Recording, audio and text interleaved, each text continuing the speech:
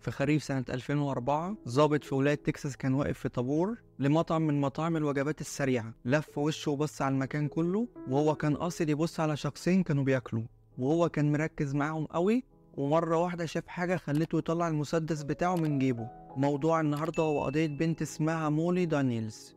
في يوم 17 يونيو سنة 2004 كان في بنت اسمها مولي دانييلز عندها 21 سنة، وهي متجوزة من واحد اسمه كلاي، وخلفت منه بنت صغيرة عندها سنة. وهي أصلا مخلفة ولد من زوجها السابق واسمه كيلب، وهو عنده 4 سنين. ومولي كانت بتشتغل موظفة استقبال، أما زوجها بيشتغل ميكانيكي. لكن هو قاعد في البيت بقاله شهور، وكان مرتب مولي مش بيكفي لأنه قليل جدا. وهم عايشين في مدينة اسمها ليندر موجودة شمال مدينة تكساس. وعلى الرغم من إن الحياة كانت صعبة على مولي، لكن هي مبسوطة بحب كلاي ليها ولأولادها. وبعد يوم مرهق طويل على مولي، نيمت الأولاد وطلعت عشان تنام، ولكن كلاي قال إنه سهران شوية. بعدها على الساعة 11 إلا ربع مولي سمعت صوت الباب، وإن عربيتها اشتغلت واتحركت من مكانها. لكن دي مش مشكلة، لأن كلاي قال لها إنه هيروح يشوف والدته علشان عاوزاه يديها أوراق. من التعب مولي نامت. وفي اليوم اللي بعده على الساعة 6 الصبح صحيت مولي، ولكن هي ما لقيتش كلاي جنبها ولا هو موجود في البيت كله. فكلمت والدته وسألتها عليه، ولكن الغريب إن أم كلاي قالت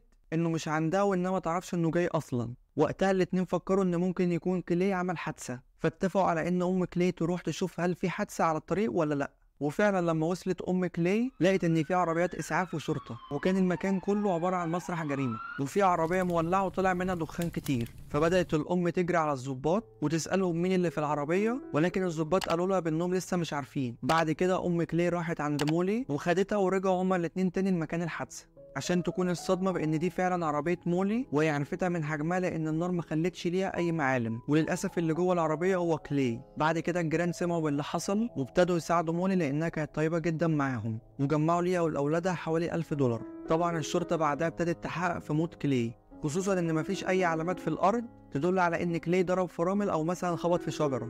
تاني حاجه ازاي النار حرقت كل حاجه لدرجه ان الحديد اللي في العربيه ساح، وكمان الجثه اتحرقت تماما، ودي حاجه غريبه جدا. فالمحققين ابتدوا يفكروا هل دي فعلا مجرد حادثه ولا هي جريمه قتل. في يوم 22 يونيو يعني بعد الحادثه ب4 ايام اتاكدوا المحققين بانها جريمه قتل، لانهم لقوا ولاعه في المقعد الامامي اللي جنب كلاي، واصلا كلاي كان ميت قبل لما النار تبدا. الغريب ان الناس لما سمعت بان كلاي مات ما كانوش مستغربين، لان كلاي عنده اعداء كتير. فبدا المحققين يبحثوا في ماضي كلاي، واكتشفوا ان قبل الحادثه ب10 ايام قام باغتصاب طفله عمرها 7 سنين، واتحكم عليه ب30 يوم سجن بس مع ايقاف التنفيذ. وكان والد البنت بيهدد كلاي بانه هيقتله. فحققت الشرطه معاه وقال في التحقيق بانه بيكره كلاي وانه فعلا هدد بقتله، ولكن هو ملوش علاقه بموته، وكان عنده حجه غياب ففرجت عنه الشرطه. بعدها المحققين راحوا عند مولي عشان يشوفوا اذا كانت شاكه في متهم تاني، ولكن وهم قاعدين لاحظوا ان مولي بتتصرف بطريقه غريبه، وانها كانت متضايقه ومش صابره على اسئلتهم. والمحققين شكوا فيها اكتر لان في $110,000 فلوس تامين كلاي على حياته.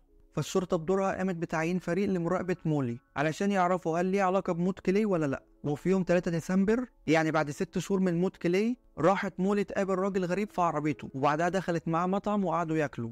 فالظابط اللي بيراقبها دخل وراها وطلب المساعده من ظابط تاني عشان لو حصل اي حاجه. المهم والظباط واقفين في الطابور لاحظوا حاجه غريبه في الراجل اللي مع مولي، فاتحركوا ناحيته وفي ايديهم مسدساتهم وبصوا على الراجل، واتضح ان الراجل ده هو كلاي. ايوه كلاي مش ميت. مولي وكلاي زيفوا موت كلاي علشان ما يتسجنش وعلشان ياخدوا فلوس التامين على حياته. والجثه اللي كانت في العربيه كانت لسيده عندها 81 سنه، وكلاي حفر وخدها من قبرها. وفي الاخر اتحكم على مولي ب20 سنه سجن، واتحكم على كلاي ب30 سنه سجن زائد 20 سنه كمان علشان قام بتزوير موته. وحاليا مولي خرجت من السجن، اما كلاي لسه بيقضي مدته. قول لي رايك، هل انت شايف بانهم يستاهلوا الحكم ده ولا هم يستاهلوا اكتر؟ بس كده، متنساش تعمل لايك وتشترك في القناه. سلام.